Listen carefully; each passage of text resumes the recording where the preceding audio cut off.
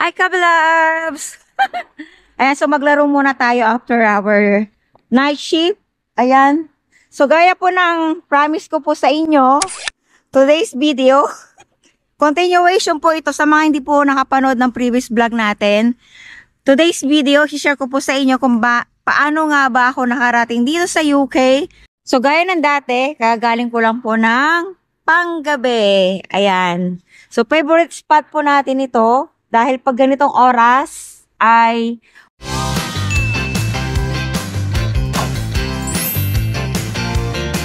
hello, Kabilabs! So, as I promised to all of you, ang topic po natin ngayon ay i-share ko po sa inyo kung paano nga ba ako nakarating dito sa United Kingdom.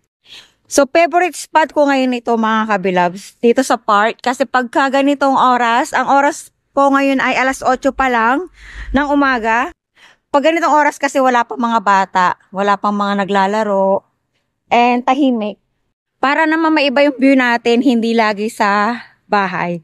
So, very common dito sa UK na, ayan, yung mga ganitong field and yung mga ganitong park. Sobrang lawak ng United Kingdom. Yun ang na-realize ko pagpunta namin dito na masyado silang maraming lupain.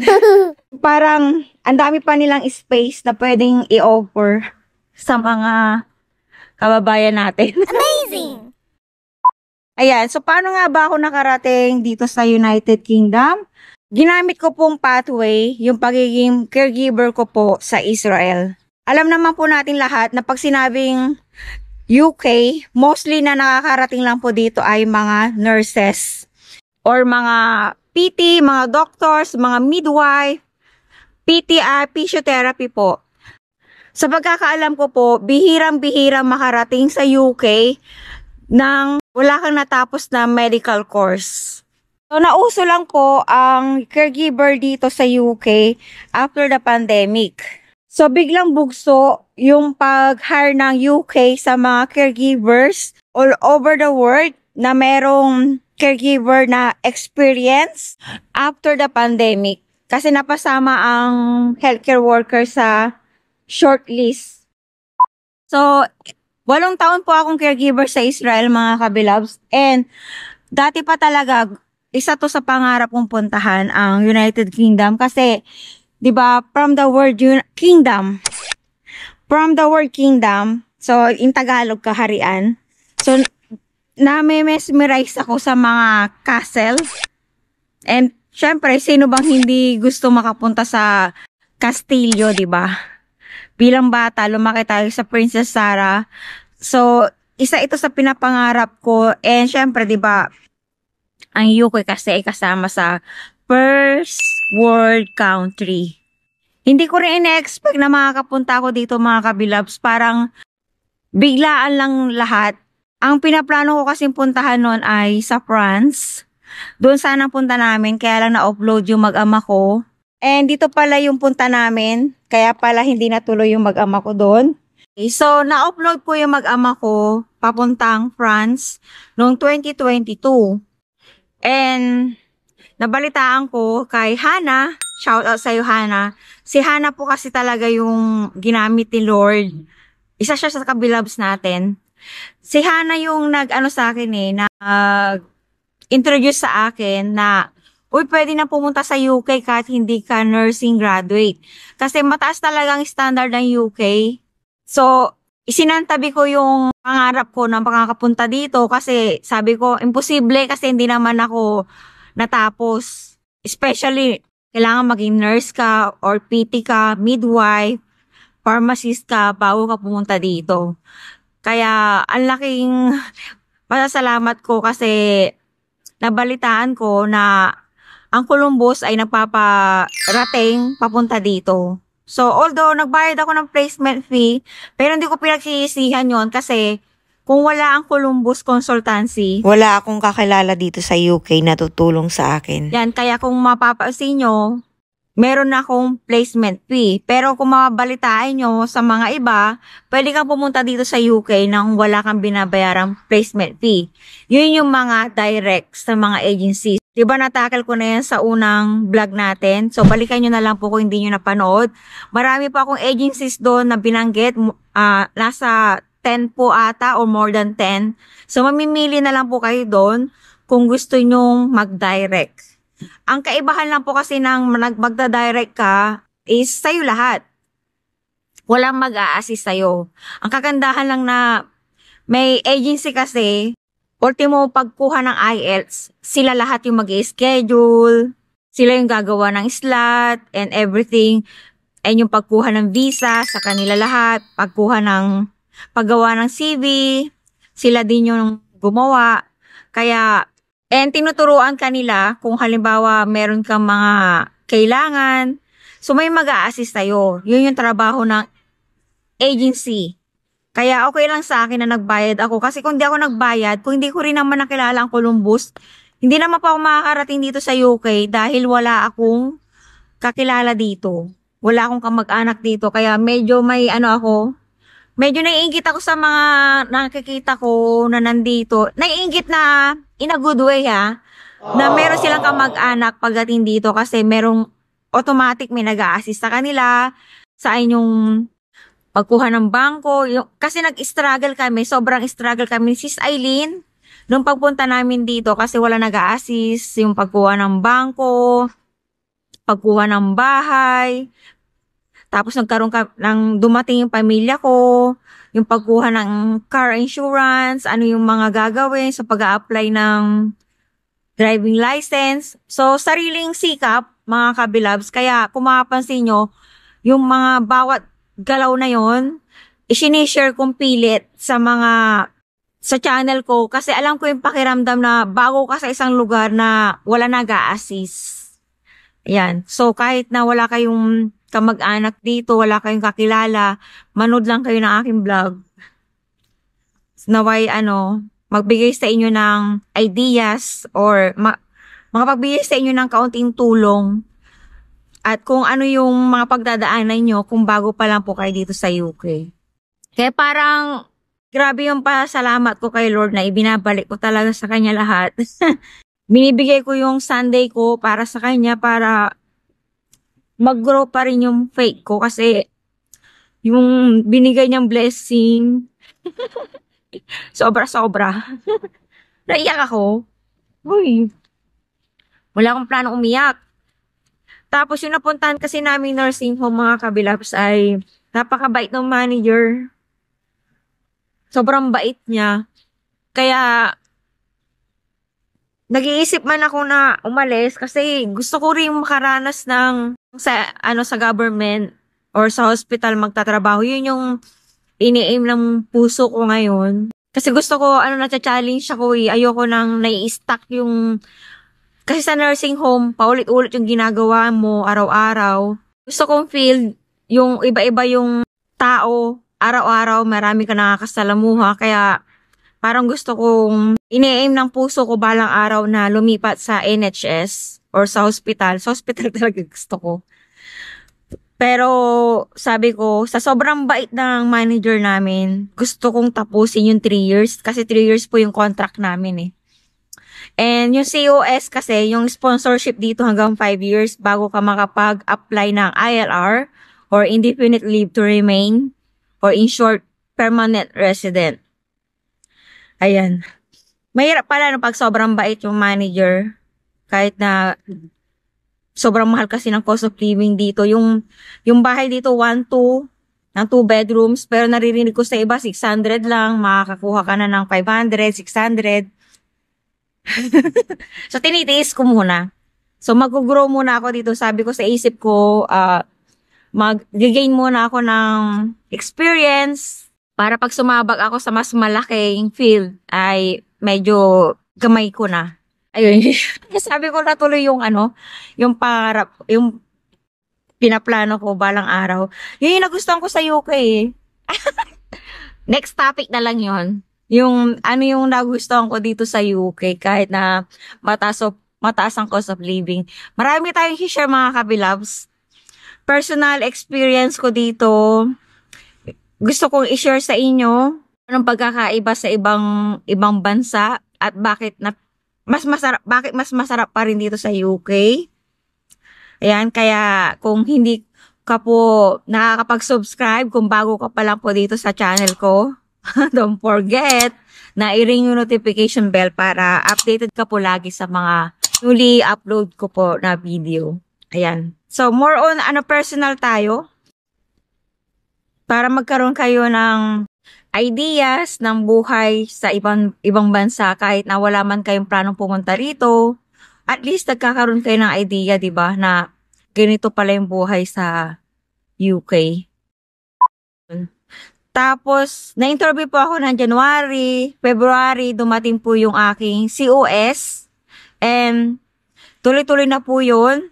Kumuha na po ako ng mga NBI, police clearance, medical. Napakahigpit po ng UK sa X-ray kasi ayaw nilang mapasukan sila ng, alam niyo na, pag sinabi po kasing TB, may posibilidad na makahawa. So, mahigpit sila sa X-ray. Though, ang Israel, hindi naman siya kasama sa prone sa TB, pero hiningan pa rin ako and blood test. Yun lang yung pinaka-medical ko, wala nang iba. Naririnig ko sa Canada, sa US, mas mahigpit yung medical nila doon. Susunod ko rin po i-share sa inyo mga kabilabs yung list of requirements kasi may mga explanation po ako doon. Kaya to follow na lang po.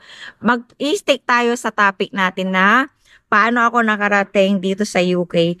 So bago po ako nag-Israel, sa mga hindi pa po masyadong nakakapanood ng mga previous vlogs ko, nag-Taiwan po ako ng 3 years. And after Taiwan, ang trabaho ko po doon ay sa electronics or semiconductor company. Dahil yun din po yung trabaho ko sa Pilipinas. Nagtrabaho sa Hitachi Electronics Company and then Taiwan. Ginamit ko yung pathway ko na yon sa Hitachi para makapag-Taiwan. And then after Taiwan, saka naman ako nag-Israel, gawa ng pinsan ko. May pinsan po kasi ako sa Israel. Ayan. Then from Israel, uso po kasi sa Israel yung yung cross country. Mas madali kasing mag-cross country kapag ka nasa ibang bansa ka na, di po ba? So, yan, usong-uso ang US, UK, Canada, sa Europe. So, nung time na 2022, nag-decide ako na hindi ko rin nakakalain mga kabilabs na mananawa ako sa Israel kasi nung bago-bago pala ako sa Israel, nagtataka ako bakit may mga umaalis sa Israel kasi ang laki ng sahod. Tapos yung trabaho hindi ganun kahirap. Do sa mental, ang trabaho namin sa Israel ay 1:1 and live-in caregiver po kasi kami doon. Kaya prone kami sa stress, lalo na po sa mental health kasi kasama namin yung alaga namin 24/7. Though may day off naman po kami, pero minsan may mga amo na ayaw nilang pag-day offin ang kanilang mga caregivers kasi ayaw nila ng ibang tao sa bahay nila. Tapos, mananawa ka rin pala sa Israel kahit malaki ang sahod kapag ka nakuha mo na lahat, yung pinapangarap mo, nakamit mo na, mananawa ka to the point na araw-araw may kulang para nakakasawa na hindi ka na masaya. Na naisip mo ng makasama yung pamilya mo. Kaya ako nag-aim. Sobra yung ginawa akong effort para makaalis, para makalipat ng ibang bansa to the point na kahit mag-TNT, pinatulan ko yun, pero hindi pala will ni Lord yun. Kaya kung may mga plano tayo na hindi natutupad, pagpasalamat natin yung sa Panginoon. Wag tayong panghinaan ng loob kasi every rejection, ibig sabihin pala yun, redirection pala yun ng Panginoon para mas mapapabuti pala yung kapalit nung hindi pagtupad sa pinapangarap natin or sa mga pinaplano natin.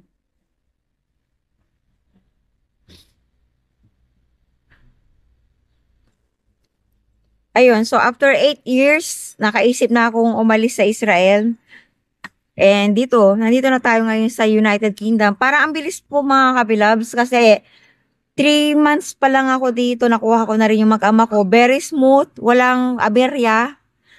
As in, dire-diretso kasi sa pagpunta po kasi dito, kailangan din sila magpa-x-ray. Eh, di ba sa Pilipinas, prone tayo sa tuberculosis. So, thanks God talaga. Minsan kasi, kapag will ni Lord, talagang dire-diretso yung process. Pero pag hindi will ni Lord, merong mangyayaring aberya.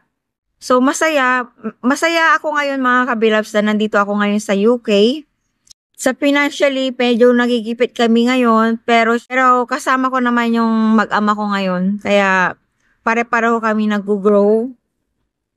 And alam naman natin lahat na mahirap lang talaga maging bago dito sa UK. Pero once na settled na, maraming opportunities na nag-aantay. So, yun po yung ibig ko sabihin. So, that's it mga kabilabs. Sa tingin ko, naikwento ko na sa inyo lahat kung paano ako nakarating dito sa UK.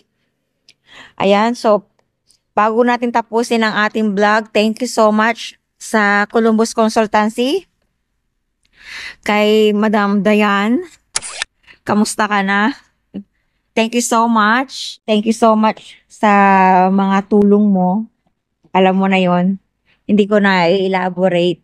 And thank you so much kay Hannah na nag-introduce sa akin na pwede na pala akong mag-apply kahit hindi ako nakatapos ng nursing.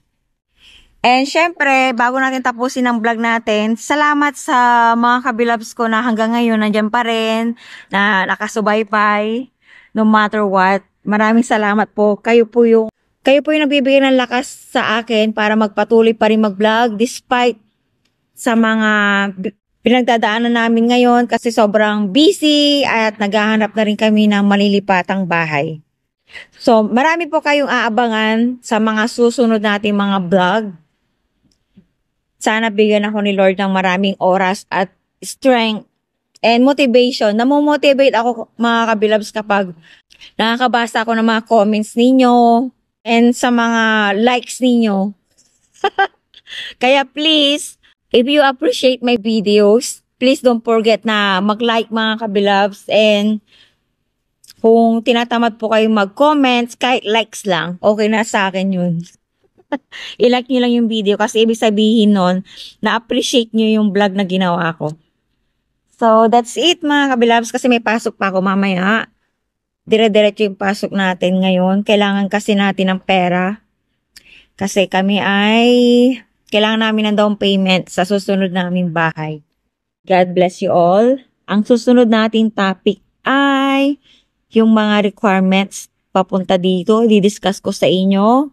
Ano yung nagustuhan ko dito sa United Kingdom. May nabasa pala akong comments dyan sa baba na bigyan ko raw ng discussion yung sakit ng mga alaga namin, yung mga inaalagaan namin ngayon, kung paano daw yung ginagawa namin kapag may bed sore, may dementia, may Alzheimer, parang ganun yung kanyang pagkaka-construct.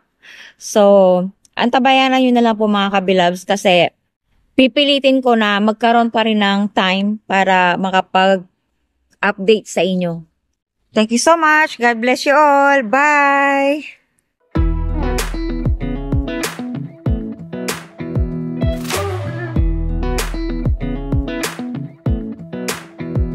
Come a little closer.